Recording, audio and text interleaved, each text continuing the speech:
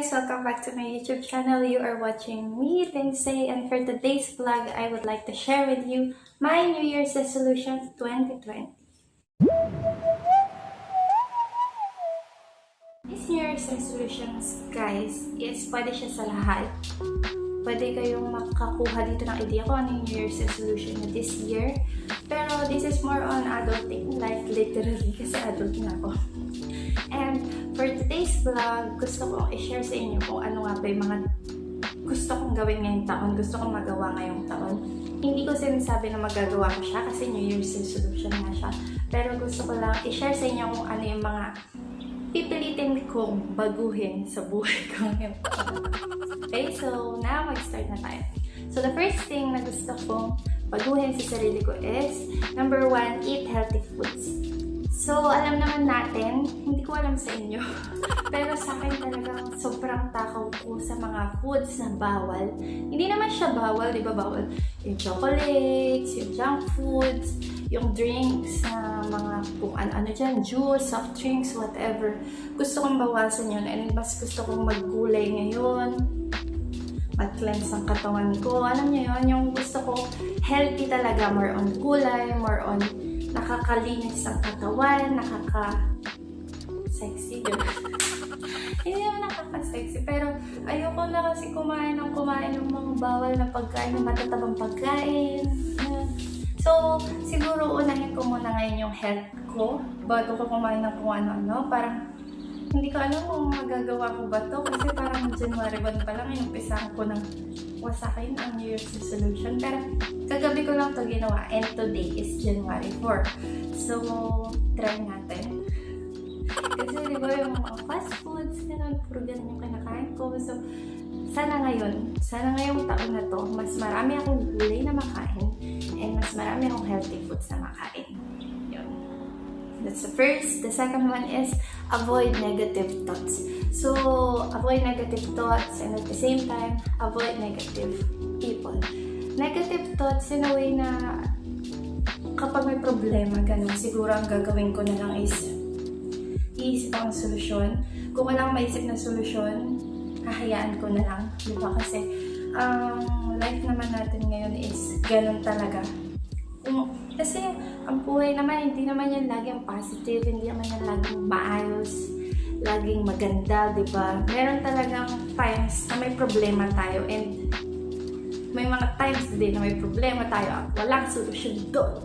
Nakakairita yun, di ba? Pero siguro ang gagawin ko kung walang solusyon, hayaan ko na lang ngayon kasi ayoko na lang din ma-stress and iniiwasan ko yung negative thoughts.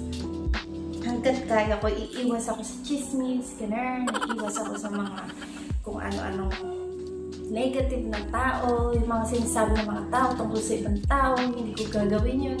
Or kung may chika-chika man ako, siguro sa family na lang, ganun, between us na lang. Ayoko na yung makikichika ko sa ibang tao para makareceive ako negative thoughts, yung mga, kasi ang hirap kapag may pumpasok na negative thoughts sa buhay mo, kasi parang na-stress na paano nangyari sa akin yun, paano nangyari sa pamilya ko, gano'n. Sa pamilya ko. So, iiwasan ko na yung negative thoughts niyan. And lagi na ako magpa-positive. Magta-trust na lang ako kay God.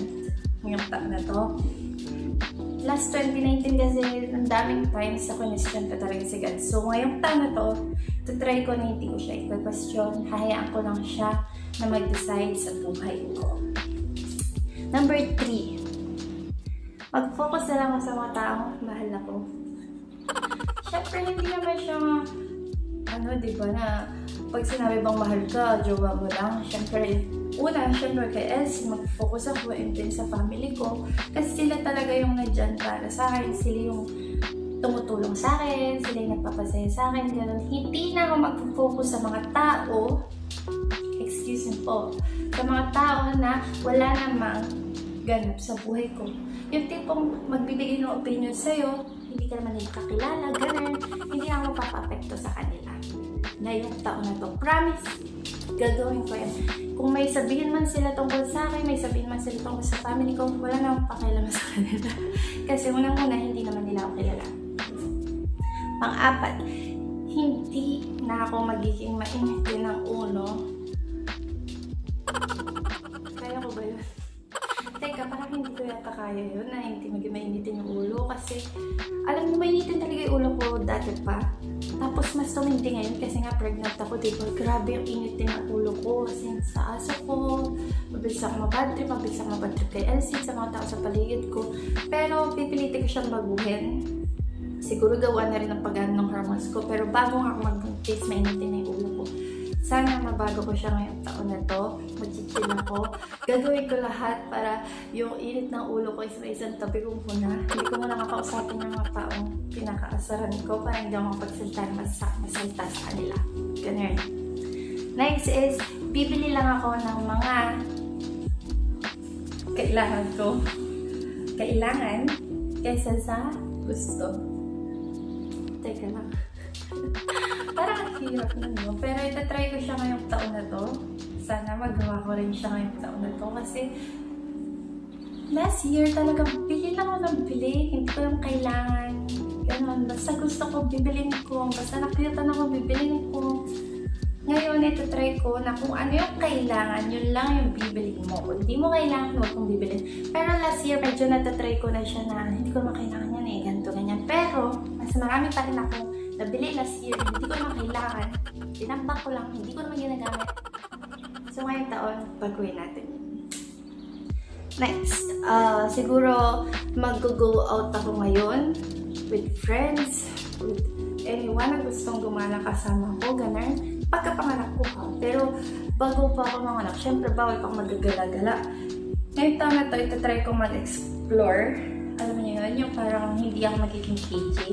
Kung may pagkakataon na mag-travel, kung may pagkakataon na gumala, umalis sa Bataan, ganun. Hindi naman umalis, pero makalabas sa Bataan, i-grab ko yung opportunity. Kasi last year, feeling ko konti lang na puntahan kong lugar. Hindi ako masyadong nakalabas-labas kasi sobrang KJ ko. Kami lang nila yung nakakalabas. And hindi naman pangit yun. Siyempre, binigay ko sa kanya yung buong time ko kasi kakakasal lang namin. Pero, ngayong taon na to, kahit sinong mag-iyak, pagkakandaan ko yan. Hindi na ako magiging KJ, hindi na ako tatamarin. Go ako ngayong taon na to kung saan nyo ko yayain. Ganun. So yung mga tropa ko dyan, kung may gusto kayong puntahan, sabihin nyo sa akin. Basta pagkapanganak ko ah. Yun. Tapos, number 7. Don't mind people's opinions about me. Parang yung kanina na rin yun, yung negative thoughts, yung ano, parang nabanggit ko pala siya kanina, no? Pero yun nga, hindi ko na lang hahayaan yung mga tao sa paligid ko na sabihin kung sino ba ako, kung ano ba ako, kung ano ba yung dapat ginagawa ko. Ganun. Hindi ko sila papabayaan na kontrolin yung buhay ko, hindi ko sila papabayaan na makiepal sa buhay ko.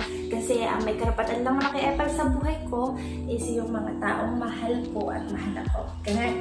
Diba? So, yung opinion ng mga tao sa paligid ko na wala namang ganap sa buhay ko is X ka na sa akin. X na. Hindi ko na kayo papansinin. Hindi ko na kayo kakausapin.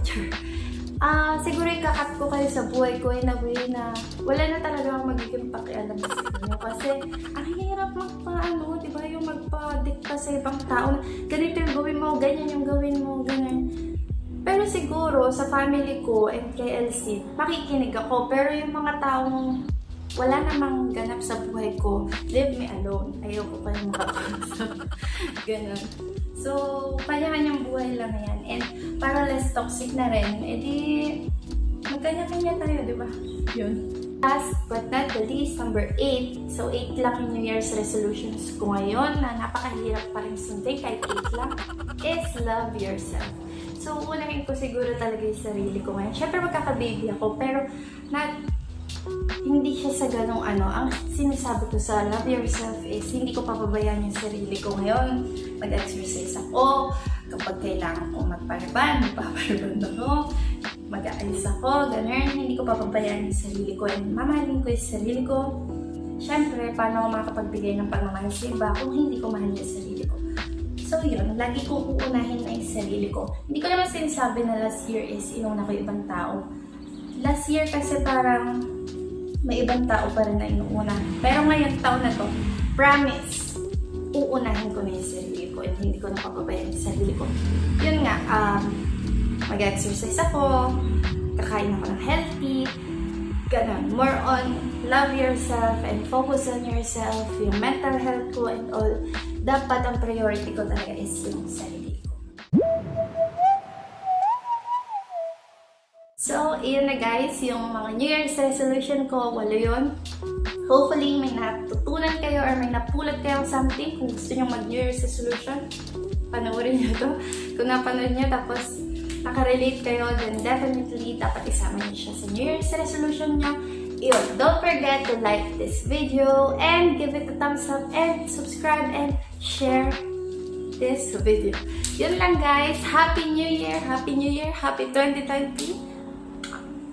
See you on my next vlog.